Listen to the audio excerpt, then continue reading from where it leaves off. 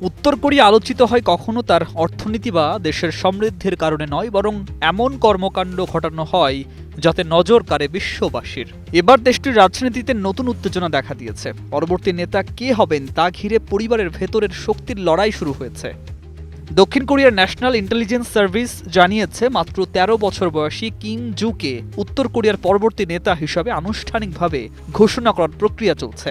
Kim জু ইতোমধ্যেই বিভিন্ন সামরিক পরীক্ষা, কারখানা পরিদর্শন এবং দূরপাল্লার ক্ষেপণাস্ত্র পরীক্ষার মতো গুরুত্বপূর্ণ অনুষ্ঠানে তার পিতার সঙ্গে উপস্থিত হয়েছেন। এমনকি গত সেপ্টেম্বরে তিনি চীনের শীর্ষ নেতার সঙ্গে বৈঠকের জন্য বেইজিংয়েও গিয়েছেন। কিন্তু উত্তর কোরিয়ার পুরুষ প্রধান ও রক্ষণশীল নেতৃত্ব কাঠামোতে একজন মেয়েকে নেতৃত্বের সম্ভাবনা নিয়ে আগে সন্দেহ ছিল।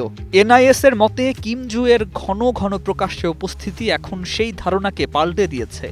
বিশেষজ্ঞরা মনে করছেন, কিম জু এর পথচলা মূলত তার ভাবমূর্তিকে উত্তরসূরি হিসাবে গড়ে তোলার একটি প্রক্রিয়ার অংশ।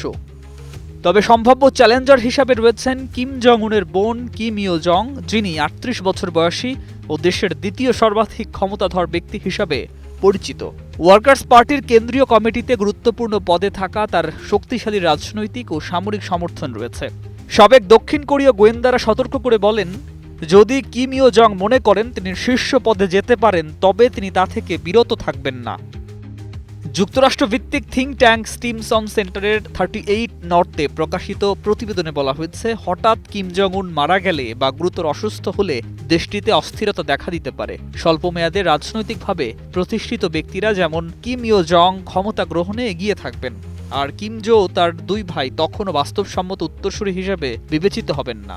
আগামী মাসের ওয়ার্কার্স পার্টি কংগ্রেস হবে সেই মঞ্চ যেখানে কিম জো ও কিম ইও জং এর ক্ষমতার ছায়া সবচেয়ে স্পষ্টভাবে ফুটে উঠবে।